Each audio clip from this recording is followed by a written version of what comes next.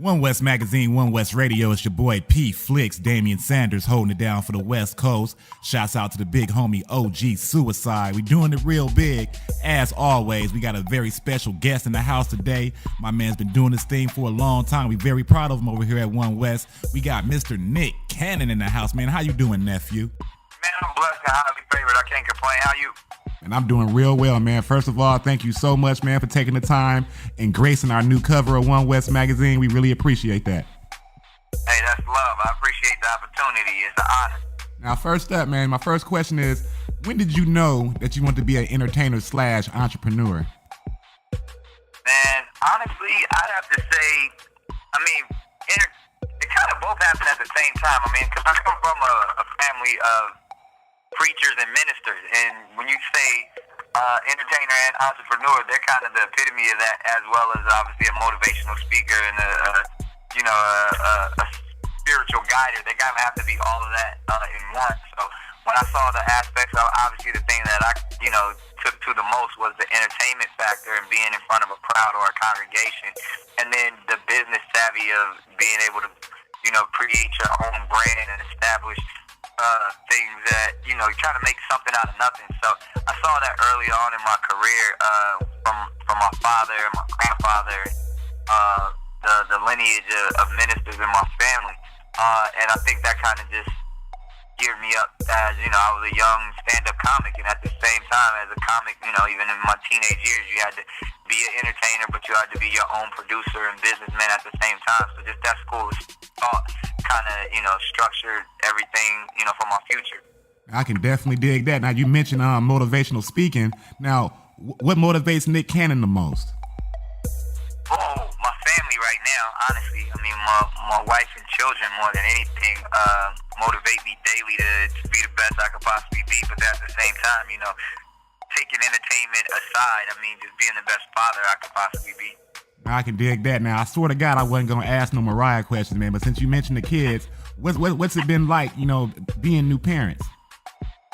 It's awesome, man. Right now my kids are about to turn 3 years old, and I wish I could just really freeze them right now and keep them this age. Because, it's the best age, because now, before they were just like little kids, there was no reasoning, and, you just kind of just hoping they understood what you were saying. But now to actually have conversations and, see the world through their eyes and watch them discover everything and watch their personalities grow, man, it's outstanding. So I'm having more fun than I've ever had in my life being a parent. Dig that for sure. Now, I just recently interviewed the real Free Ray Rick Ross, and he told me that you were actually slated to portray him in an upcoming film. Is that still going down? Absolutely, man. He has an incredible story, and there's so many different ways to tell this story. There's been scripts written, by the director, writer Nick Cassavetes, who wrote, the movie about the cocaine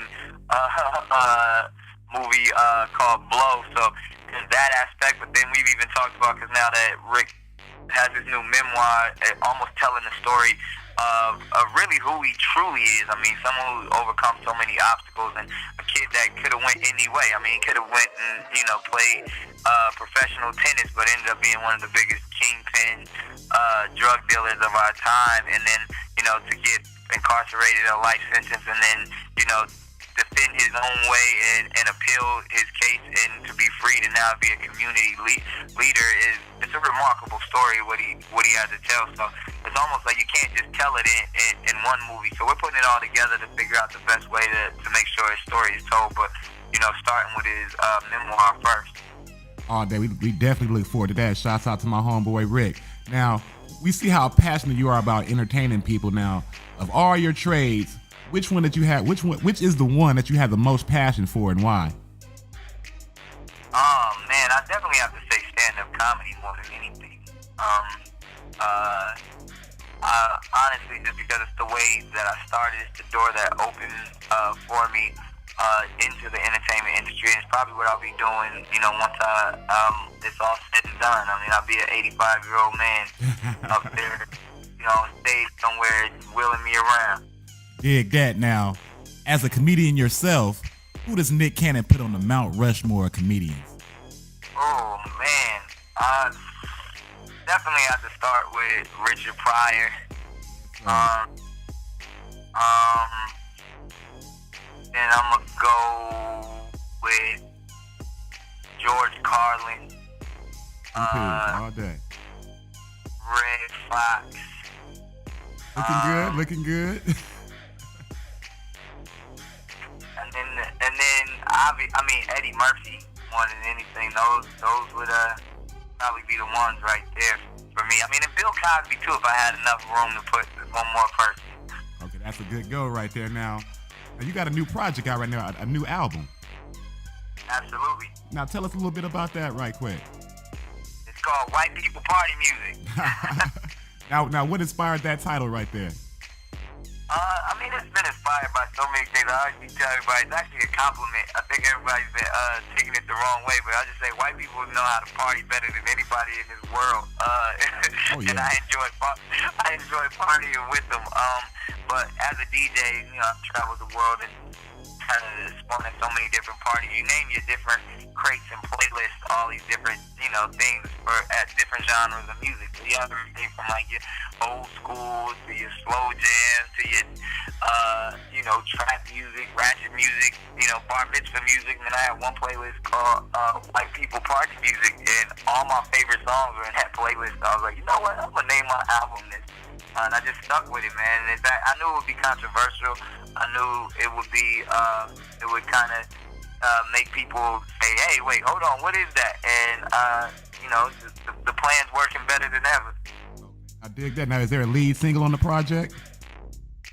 We got a couple. I mean, the thing is, the reason I actually even dropped the first song off this album virally about, I want to say in last summer, actually, was called Me Sexy, and then from there I would drop like a song a month to where we got to our real single, which is produced by Afrojack, called Looking for a Dream, that's currently on the radio right now. But I mean, even at the same time, for like more urban radio, we got a joint called Pajama Pants with Future Amigos on there that everybody's kind of going crazy for right now as well too. So I mean, it's one of those things where I consider every song on the album, it has its own platform to be a single, so it's good time. Okay, the fans got to make sure they go and check that out. And Nick Cannon, new album on the streets. Now, it's a new Drumline movie coming out, a new sequel on VH1. That's a go. What can fans expect from the from Drumline this time around? You know what? It's more of you know, the culture, the college culture, the marching band culture. There's a unique twist on this story that I think everybody will embrace. But the reason why I brought it back, I mean, obviously I saw what it did the first time around, and I felt like, you know, there was more substance there. And, you know, my goal is actually we're starting it off as a movie with VH1, and then with success in the ratings, it then turns into a television show that we can watch weekly. Now, that would be outstanding right there, man. You heard it right here on OneWest Radio all day long. Now, of all your collabs, you had a chance to work with R. Kelly early on in your career. What's your favorite collaboration of all your tracks, and why? Out of the features, I'd probably say, oh man, I had fun doing a record I did with Kanye West that actually never really came out on an album, but it was a song that ended up being on one of my mixtapes called Big Spender. And then, because I was during a time where I was actually doing a lot of records with Kanye, he was, we just would be in the studio all the time, and, you know, he produced a couple of joints to me, you know, and we would just vibe and do stuff like that, but it was a fun record called Big Spender. Okay. Now, you work with a lot of people in many different aspects. Now, is there anybody out there that has a work ethic that you respect the most? Yeah, I mean, several people. I mean, everybody from Will Smith to Diddy to my wife, probably my wife more than anybody. I mean, the one that I've never seen anyone work so hard at their craft and take it so seriously and dedicate the type of hours that she does to, you know, singing and promotion. You know, she's a real machine when it comes to getting all of that stuff going. And that's what's up. Shouts out to Mariah Carey, real living legend right there. Now, moving right along, there's a rumor in Rumorville right now that Nick Cannon is somehow involved in purchasing Soul Train. Now, is there any truth to that? Yeah. Yeah. No, I'm definitely an owner of the brand and bringing it back. We actually were gonna launch it at the top of the summer, but based off of performance scheduling and me just wanting to get it right and perfect it, because I don't want to be known as the dude to mess up Soul Train. We kind of took a step back and we postponed it for a little while, but we still working on it. And as an owner of the brand, I want to make sure we do Don Cornelius and the brand he created justice.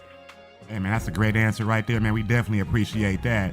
Now, I know the fans they'll definitely be mad if I don't ask you. Now, what's it been like working on The Real Husbands of Hollywood and working with Kevin Hart and whatnot?